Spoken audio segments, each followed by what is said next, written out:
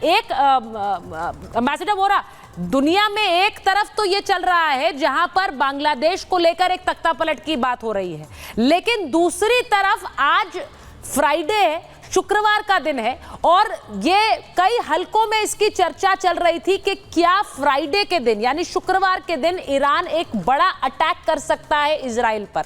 अब जब से इस्माइल हानिया को मार गिराया गया उसके बाद से ये चर्चाएं बहुत ज्यादा होती रही हैं कि ये करेगा इजराइल, और इसीलिए मैं आज ये आपको दिखा रही हूं कि ईरान का ये ऑपरेशन ब्लैक फ्राइडे क्या हो सकता है। दुनिया में एक नई तरह की जंग, इजराइल पर हमले की तैयारी में ईरान है, ये हम सब जानते हैं। हानिया के मारे जाने से खमनई बौखलाए हुए हैं और ईरानी फौज को ईरानी नेता ने खुली छूट भी दे दी।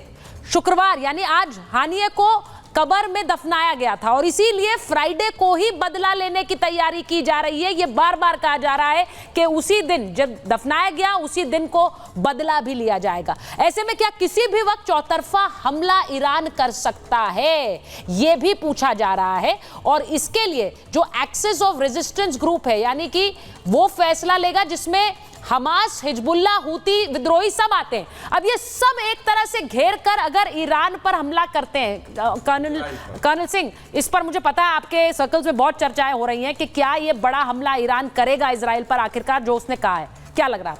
देखिए, जब हम ईरान से रिलेटेड इजराइल के ऊपर किसी भी अटैक की बात करें तो बड़ी जिम्मेदारी से उसे एनालाइज करना चाहिए। ईरान के पास वो काबिलियत नहीं है कि वो एक फुल फ्लेजेड वॉर का अटैक कर पाए। तो क्या करेगा? सबसे बड़ी बात। दूसरी बात, जो ये टाइम लग रहा है, ये कोऑर्डिनेशन में टाइम चाहिए होता है, क्योंकि अगर वो आज बोले कि हूती तुम 10 बम गिरा दो, कल बोले हिजबुल्लाह, तो बेकार हो जाएगा। ये एक कोऑर्डिनेटेड अटैक करने की कोशिश करी जाएगी।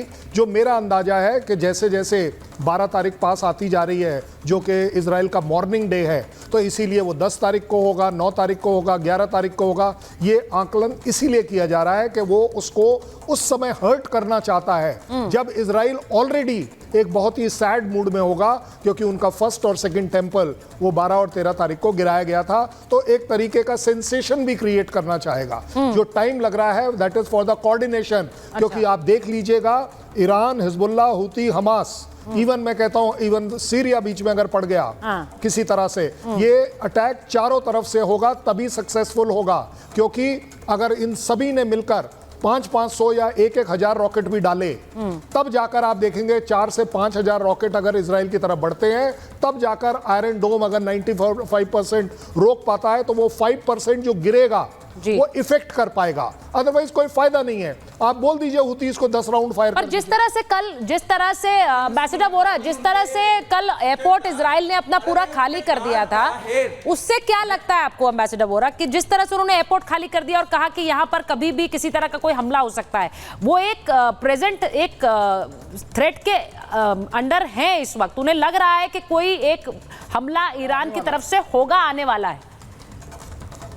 ये बहुत अच्छा आपने कहा है। वो पूरी तरह से तैयारी कर रहे हैं कि अगर कोई हमला हो तो उसका जवाब दिया जाएगा। उस वक्त हम इवैक्यूएट नहीं करेंगे, हम पहले से तैयारी करेंगे। दूसरी बात मैम, ईरान को कोई ये बनिया जो मर गया है, उनको इतना तकलीफ नहीं है। अरे बहुत से बनिया, हनी जो भी उसका नाम है, बहुत से घूमते रहते हैं दुनिया में, इसके साथ क्या तुम्हारी मोहब्बत है? तकलीफ ये है कि मेरे घर में घुस के मारा है उसको। और फिर ये जो एक्सेस ऑफ रेजिस्टेंस है, ये हूथी और ये जो कौन से हैं, ये हिजबुल्लाह और ये सब बाकी कह रहे हैं, यार तुम तो हमारे गॉडफादर हो, तुम इस आदमी को बचा नहीं सके तो हमें क्या बचाओगे? ये एक्सेस ऑफ रेजिस्टेंस मैम, ये मेरा मानना है 51 साल के बाद इन डिप्लोमेसी ये टूट रही है। ये भरोसा नहीं करते हैं ईरान के ऊपर, तो अपनी दिखाने के लिए कि मेरे में अभी भी दम है, ईरान कुछ करेगा। पर जैसा कर्नल सिंह ने बिल्कुल सही कहा है, उसके पास ताकत नहीं है। फॉर इजराइल सर्वाइवल के लिए है, फॉर ईरान दिखावे के लिए है, और दोनों के बीच में बहुत अंतर है। आपने जो बात कही है दोनों में, अवधेश जी आप कुछ बोलना चाह रहे थे, आप बोलिए प्लीज। मैं ये कह रहा हूँ ईरान की सबसे प्रतिष्ठा तब गई थी जब कासिम सुलेमानी जो उनका मेजर जनरल था, उनका प्रतिष्ठित सिक्योरिटी जब मार देंगे, उसमें तो कुछ कर ही नहीं सके। उनके न्यूक्लियर वैज्ञानिक कई उनके ही मार दिए गए, वो कुछ कर ही नहीं सका। और ये कतर से कोई गया है, उसके लिए वो इजराइल पर हमला करके और करेगा। आपको लग रहा है सिर्फ बातें हैं? और इससे सुनो, इससे डर के अपने दुश्मनों को नहीं छोड़ा जाता है। ये जो इस समय, और मैं एक खबर आप लोगों को दे रहा हूं, कल वाशिंगटन डीसी में हिंदुओं का बहुत बड़ा प्रदर्शन बांग्लादेशी माइनॉरिटी के पक्ष में होने जा रहा है, पेंसिल्वेनिया एवेन्यूज में। और ये शुरुआत हो गई है, पूरी दुनिया में ये मानवाधिकार के नाम पर प्रदर्शन होंगे। कल व्हाइट हाउस के सामने है, उसके बाद जेनेवा में होगा, वियना में होगा, जगह जगह ये आवाज उठ रही है। ऐसा नहीं है कि आवाज नहीं उठ रही, आवाज उठनी शुरू हो गई है। जो लोग अभी तक नहीं बोले थे उनको आवाज उठानी पड़ेगी, क्योंकि आज का हिंदू जो है ना, वो 20 साल पहले का हिंदू नहीं है।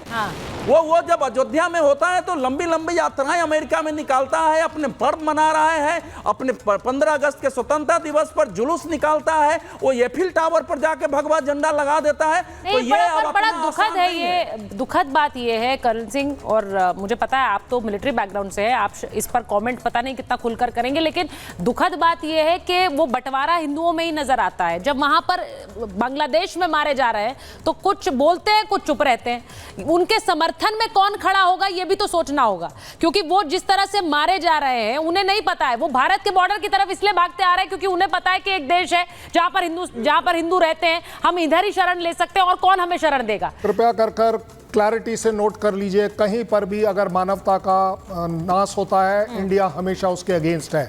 Yes. आपने अगर पैलेस्टीन में 40,000 लोग मरे हैं, इसका भी आपने प्रोटेस्ट किया है। आपने यूक्रेन में जितने लोग मरे हैं, इसका भी हमने प्रोटेस्ट किया है, और हम ही ने बोला है कि this is not the era of war.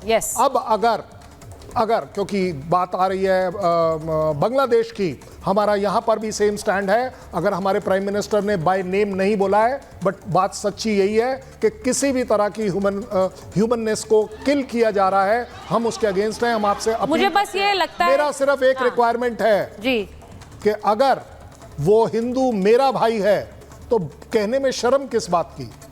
हम क्यों नहीं कह सकते कि हम अपने हिंदुओं के साथ जरूर खड़े हैं? नहीं, और कहीं पर भी वो तस्वीरें बहुत दुखद हैं। जब वो तस्वीरें हमने आज देखी, जिस तरह से पकड़ कर गाड़ियों में डाला जा रहा है, जिस तरह से उन्हें नग्न कर देखा जा रहा है कि वो हिंदू हैं और फिर उनकी हत्याएं की जा रही हैं, इस पर कौन चुप रहेगा? इस पर आपको सोचना पड़ेगा। अगर आप चुप हैं तो आपका जमीर चुप है, आपको जागना पड़ेगा, बोलना पड़ेगा। बहुत बहुत धन्यवाद महाभारत में जुड़ने के लिए मेरे साथ।